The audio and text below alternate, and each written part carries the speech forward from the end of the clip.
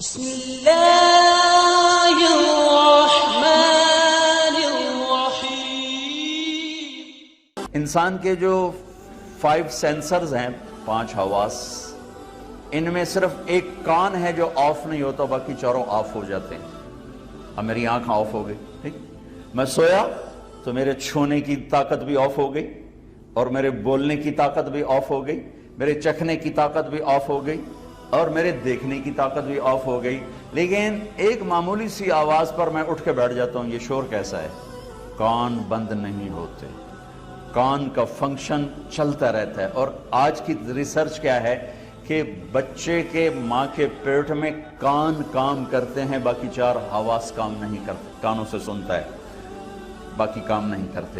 اور موت پر جا کر بھی یہ ختم نہیں ہوتے۔ میرے نبی نے فرمایا کہ جب میت کو تم دفن کر کے واپس جاتے ہو تو تمہارے واپس جانے کے قدموں کی آہٹ وہ سن رہا ہوتا ہے۔ ترکی میں اصحاب کہف، توس ایک جگہ ہے، توس، ترسوس، وہاں ترکی میں، توس ایران میں ہے۔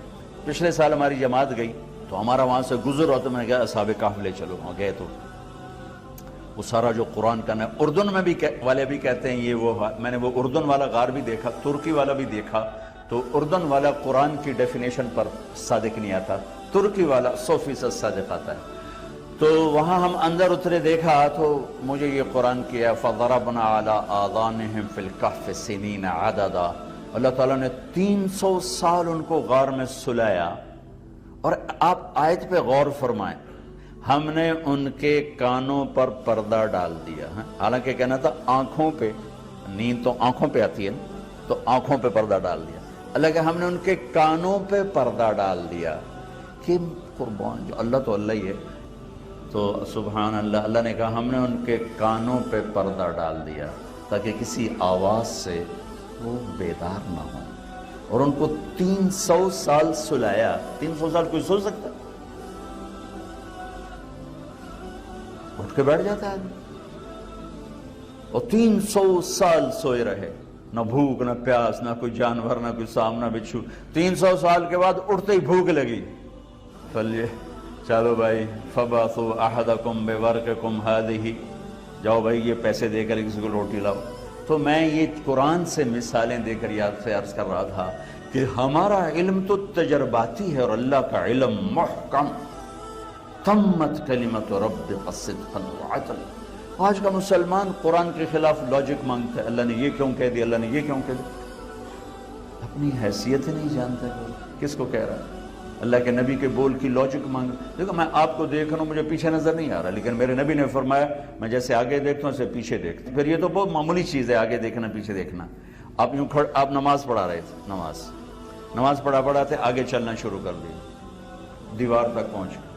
اس زمانے میں محراب نہیں ہوتے تھے، محراب عمر بن عبدالعزیز نے بنایا، اور مینار اور محراب یہ حضرت عمر بن عبدالعزیز، اس سے پہلے فلیٹ دیوار ہے۔ اور پھر وہاں سے پیچھے چلے اور آ کر مصلی کے کنارے پر کھڑے ہو۔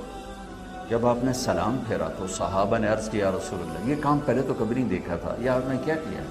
تو آپ نے فرمایا میں نماز پڑھ رہا تھا تو مجھے جنت نظر آئی۔ جنت کہاں ہے؟ 7ویں آسمان پر، ہمیں تو دیوار کے باہر نظر نہیں آ رہا، ٹیبل میرے سامنے پڑے، اس کے نیچے مجھے نظر نہیں آ رہا۔ آپ نے کہا مجھے جنت نظر آئی تو میں اس کے انگوروں کے گچھے دیکھ رہا تھا، وہ دیواروں سے باہر آ رہے تھے تو میں آگے ہو گیا، اور پھر ایک دم میں نے جہنم دیکھی، اس کے شعلے اور ان کی لپک جھپک، تو میں پھر اس سے ڈرتا ہوا میں پیچھے آ گیا۔ جو آنکھ اتنی طاقت رکھے ہم اس آنکھ کو جھٹلائیں، تو میرے اللہ نے 10 جمع 11 والشمس وضحاها والقمر اذا تلاها والنهار اذا جلاها والليل اذا يغشاها والسماء وما بناها والارض وما طحاها ونفس وما سواها۔ 11 قسموں کے بعد اللہ نے کہا میں بتاؤں کامیاب کون ہے، ناکام کون ہے؟ تو کیا اتنا طاقتور مضمون پورے قرآن میں کہیں نہیں آیا۔ یہ سورۃ والشمس ہے 30ویں پارے کی، اور یہ اتنی طاقتور سورت ہے کہ میرے نبی نے فرمایا جو سورت ایک دفعہ پڑھ لے تو پوری دنیا اللہ کے راستے میں صدقہ کرنے کا اسے اجر ملتا ہے۔ سارے قرآن کا نچوڑ ہے،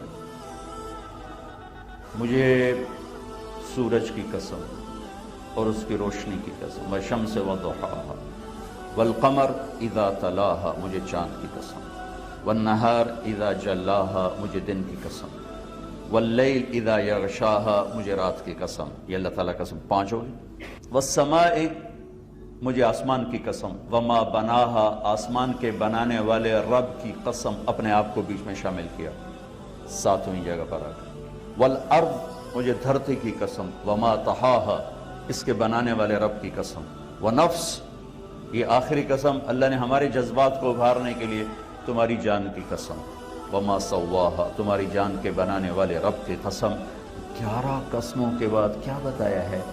بیچ کی آیت چھوڑ کے، ایک آیت چھوڑ کے کہتا ہوں، قد افلح من زکاها وقد خاب من دساها، جس نے اپنے آپ کو پاکیزہ کیا وہ کامیاب ہے، اور جس نے آپ کو گندگی میں ڈبو دیا گناہوں میں وہ ناکام ہے۔ تو سارا فلسفہ اندر ہے، باہر کا پیپر کچھ نہیں ہے، باہر کی ڈگری یا باہر کی دولت، عزت، شہرت، جھنڈے، گاڑیاں، یہ تو آنے جانے والی چیزیں ہیں۔ اللہ نے کامیابی بھی اندر بتائی، اور وفی انفسکم افلا تبصرون، اپنے من میں ڈوب کر پا جا سراغ زندگی، دل دریا سمندروں ڈوبے کون دلاں دیاں جانے ہو، وچے بیڑے وچے جھیڑے وچے ونج مہانے ہو۔ عزیر علیہ السلام کا گزر ہوا تو لوگ وہ بخت نصر کے حملے سے قتل، غارت، لاشیں کو ڈھیر، وہ ان کی جی میں انا یحیی ہذہ اللہ بعد موتہا، یہ اللہ ان کو زندہ کیسے کرے گا؟ فاماتہ اللہ 100 عام۔ جا رہے تھے، گدھے پر سوار تھے، ایک ایسے ہی مشکیزے میں پانی تھا اور ایک چھوٹے سے ٹفن میں روٹی تھی، گدھے پر سوار، تھوڑا سا آگے گئے، اونگ آنے لگی، بھوک لگنے لگی، گدھے کو باندھا، ایک ٹوٹی دیوار پر یوں ٹیک لگائی اور انگور تھے، ان کو رومال میں ڈال کے ان کا رس نکالا اور روٹی کے اوپر ڈالا، روٹی کے ٹکڑوں پر ڈالا، اور پھر تھوڑا سا یوں گردن کی اور ٹانگیں ایک چھوٹی دیوار پر ایسے رکھی کہ یہ انگوروں کا رس روٹی میں رچ جائے، روٹی نرم ہو جائے گی، پھر میں کھا لوں گا۔ فَأَمَاتَهُ اللَّهُ 100 عام، اللہ نے وہیں جان نکالی، 100 سال۔ ثم بعثا، 100 سال کے بعد اٹھایا۔ کم لبثا، عزیر کتنا عرصہ گزرا؟ کہنے لگے، یوں دیکھا سورج کو، کہنے لگے یا اللہ یومن او بعض یوم، یا اللہ یہی کوئی دیہڑی ادھی دیہڑی گزری، دن آدھا دن۔ اللہ نے کہا بل لبثت 100 عام، عزیر یہاں 100 سال ہو گئے تم، فانظر الی طعامک و شرابک لم یتصنع، انگور کا رس کتنی جلدی جھاگ چھوڑتا ہے، کتنی جلدی گندا ہوتا ہے۔ تو کہا دیکھ تیرا کھانا کتنا تر و تازہ ہے، تیرا پانی کیسے اسی طرح صاف شفاف ہے، اور تیرا گدھا کدھر ہے؟ دیکھا تو غائب، جو باقی رہنے والا تھا وہ غائب، اور جو خراب ہونے والا تھا وہ صحیح سلامت تر و تازہ۔ یہ میرے رب کی قدرت، قد افلح من زکاہا وقد خاب من دساہا، یہ اللہ تعالیٰ نے ہمارے اندر ایسے ٹھوک کے ڈالا ہے 11 قسمیں اٹھانے کے بعد، کہ کامیاب وہ ہے جو اس کو پاکیزہ کرے۔ اس کو پاکیزہ کرنے کا کیا مطلب ہے؟ گناہ چھوڑ کے فرمانبردار بن کے۔ وقد خاب من دساہا، اور ناکام کون ہے؟ جو اسے گندا کر دے، گناہوں میں ڈبو کے، نافرمانیوں میں ڈبو کے، جس نے اسے گندا کیا ناکام ہو گیا۔ جیسے گندگی کی بدبو ہوتی ہے وہ ہمیں محسوس ہوتی ہے، گناہوں کی بدبو ہے۔ میرے نبی نے فرمایا جو آدمی جھوٹ بولتا ہے تو اس کے منہ سے اتنی بدبو نکلتی ہے کہ 3 میل تک فرشتے بھاگ جاتے۔ تو پورے پاکستان میں فرشتے ہیں ہی کوئی نہیں، تو سارے نس گئے۔ 18 کروڑ میں 18,000 بھی سچے کوئی نہیں، سچ کا 18 کروڑ میں 18,000 سچے کوئی نہیں۔ PhD سے لے کر ریڈی پر بیٹھا ہوا سب جھوٹ جھوٹ جھوٹ جھوٹ جھوٹ۔ اور میرے نبی نے فرمایا تھا میرا امتی ہر گناہ کر سکتا ہے، ایک جھوٹ نہیں بول سکتا، ایک دھوکہ نہیں دے سکتا۔ سارا بازار دھوکے اور جھوٹ کا، ساری معاشرت دھوکے اور جھوٹ